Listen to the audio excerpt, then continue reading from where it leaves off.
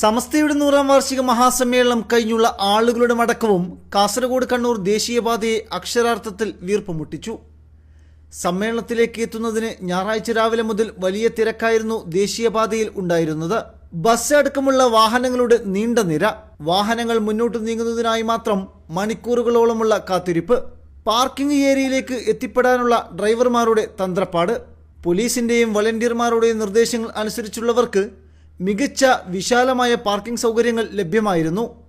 100 കണക്കിന് ബസ്സുകൾ ഒരുമിച്ച് പാർക്ക് ചെയ്ത് കാണുന്നത് തന്നെ മനോഹര ദൃശ്യമായിരുന്നു.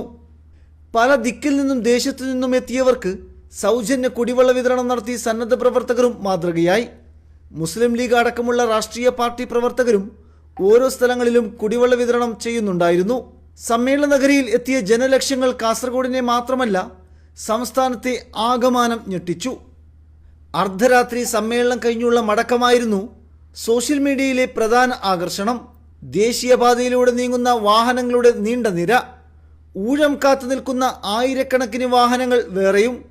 രാത്രിയുടെ വെളിച്ചത്തിൽ സമ്മേളന നഗരിക്ക് പുറമെ വാഹനങ്ങളുടെ ആകാശ കാഴ്ചകളും മനം കവരുന്നതായി.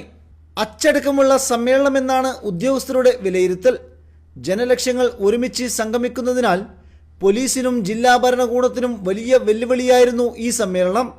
കേരള മുഖ്യമന്ത്രി, പ്രതിപക്ഷ നേതാവ്, കർണാടക ഉപമുഖ്യമന്ത്രി, വിദേശ പ്രതിനിധികൾ, കൂടാതെ രാഷ്ട്രീയ വ്യവസായ രംഗത്തെ പ്രമുഖർ, സമുദായ രംഗത്തെ VIP പ്രതിനിധികൾ തുടങ്ങി MLAമാർ അടക്കമുള്ളവരുടെ സുരക്ഷയും പ്രധാനമായിരുന്നു. ഇതിനു പുറമെ ക്രമസമാധാന പ്രശ്നങ്ങൾ ഇല്ലാതെ ട്രാഫിക് നിയന്ത്രണം, മറ്റു ജനസുരക്ഷാ ക്രമീകരണങ്ങൾ അടക്കം എല്ലാം പോലീസും ജില്ലാ ഭരണകൂടവും സംഘാടകരും ചേർന്ന് ഭംഗിയായി നിർവഹിച്ചു. ജില്ലാ പോലീസ് മേധാവി അടക്കമുള്ള ഉന്നത പോലീസ് ഉദ്യോഗസ്ഥരുടെ നിരീക്ഷണവും ഇടപെടലും പ്രശംസനീയമാണ്. വളണ്ടിയർമാരുടെ കഠിനമായ പ്രയത്നം സമ്മേളന വേദിയെ കൂടുതൽ ജാഗ്രതയോടെ കൈകാര്യം ചെയ്യാൻ സഹായിച്ചു.